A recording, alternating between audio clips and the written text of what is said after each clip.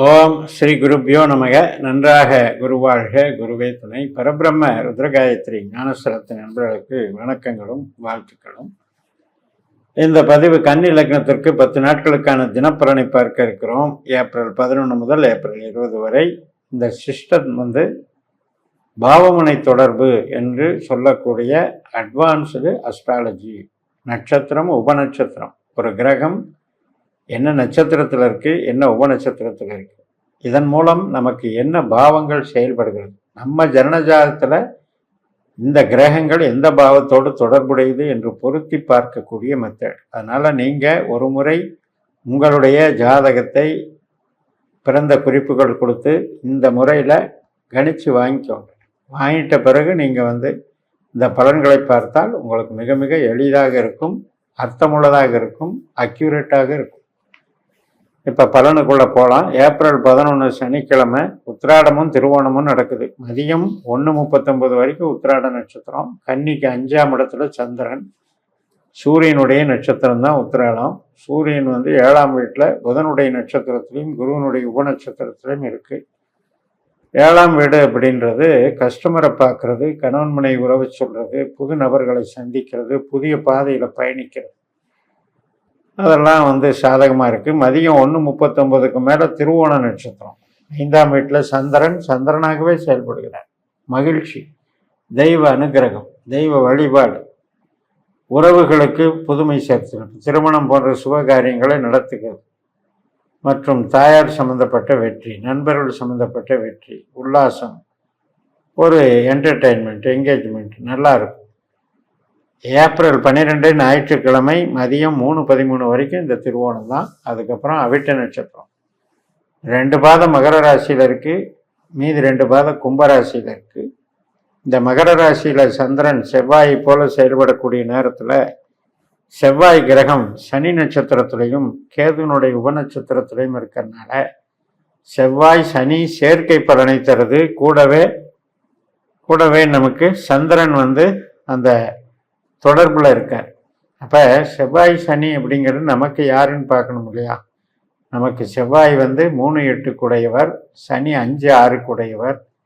7ஆம் வீட்டில் இது பண்ணும்போது சின்ன ஒரு வாக்குவாதங்கள், ஒரு வேலையோ அல்லது ஒரு நபரையோ சந்திக்கும் போது ஒரு முரண்பாடு உள்ள ஒரு பேச்சுவார்த்தைகள், ஒருத்தருக்கு அண்டர்ஸ்டாண்டிங் இல்லாமல் ஒரு ரஃப் பிஹேவியர், அது மாதிரி கொண்டு போகும். அது கொஞ்சம் பார்த்துக்கணும். கணவன் மனைவி உறவுலையும் அந்த மாதிரி வாக்குவாதங்களை தவிர்த்துக்கிறது நல்லது. ஏப்ரல் 13 திங்கட்கிழமை அவிட்டம் நட்சத்திரம், கும்பராசியில் சந்திரன் 6ஆம் வீட்டில். செவ்வாய் கிரகம் தரக்கூடிய பலன் சனி சாரம் வாங்கி சுக்கிரனுடைய உப நட்சத்திரம் மூலமாக தருகிறது.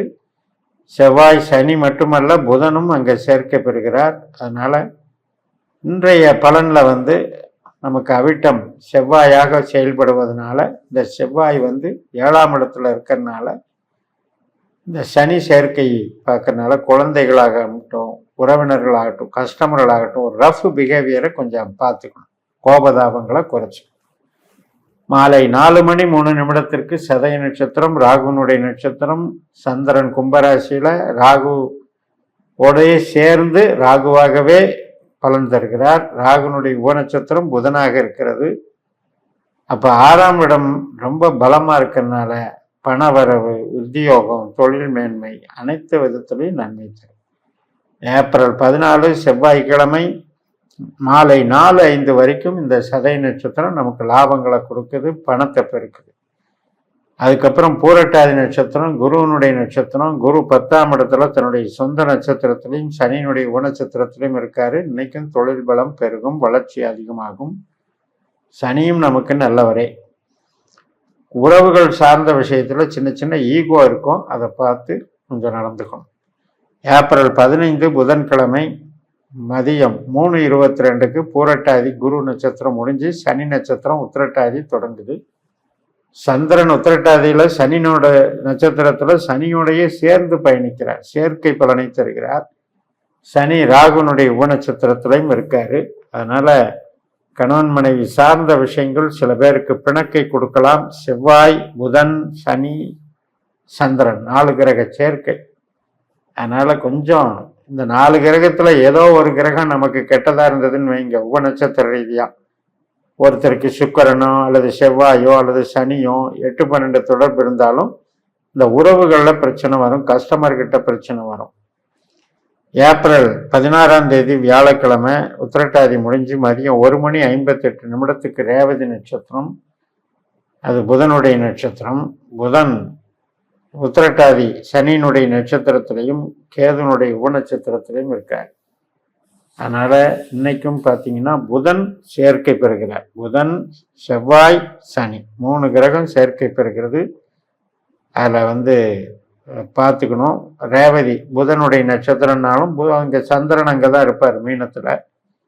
அதனால் கேது உபநட்சத்திரமாக வர்றதுனால ஒரு கருத்து வேறுபாடுகள் கணவன் மனைவிக்குள்ள பார்த்துக்கணும். ஏப்ரல் 17 வெள்ளிக்கிழமை ரேவதி முடிஞ்சு நண்பகல் 12:02 அஸ்வினி நட்சத்திரம். சந்திரன் 8ஆம் வீட்டுக்கு போகிறார், மேஷராசி. இதுதான் உண்மையான சந்திராஷ்டமம். கவனமாக இருக்கணும். புது காரியங்கள் பிரயாணங்களில் ரொம்ப ரொம்ப கவனமாக இருக்கணும். பொருள் சார்ந்த நடவடிக்கைகள் அதிகமாக பண்ணக்கூடாது. இன்றைய பலனை தருவது கேது. கேது சுக்கிரனுடைய நட்சத்திரம், சுக்கிரனுடைய உபநட்சத்திரம், 12ஆம் வீட்டில் சூரியனுடைய அந்தரத்தில் போகிறார். இப்போ சூரியனுமே 8க்கு வந்துடுறார். அதனால் 8-12 தாக்கம் அப்படிங்கிறது தடை, தோல்வி, விபத்து, வலிவேதனை, கஷ்ட நஷ்டம், விரயங்கள் அப்படிங்கிறதுல கவனமாக இருக்கும். ஏப்ரல் 18ஆம் தேதி சனிக்கிழமை காலையில் 9:42 முதல் பரணி நட்சத்திரமே சுக்கிரனுடைய நட்சத்திரமே.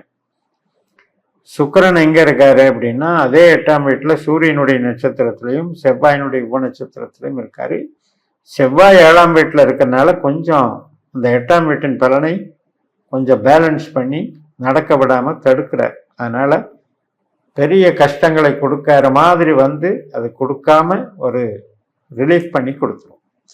ஏப்ரல் 19ஆம் தேதி ஞாயிற்றுக்கிழமை காலையில் 7:09 கிருத்திகை நட்சத்திரம் தொடங்குகிறது. முதல் பாதம் 8ல் இருக்கு, மற்ற 3 பாதங்கள் 9ஆம் இடமான ரிஷபராசியில் இருக்கு. நண்பகல் 12:30 ரிஷபத்துக்கு போயிடுவார் சந்திரன். இப்போ சூரியனுடைய பலன் எப்படி அப்படின்னா கேதுவை போலவும் செவ்வாயை போலவும் தர்றாரு.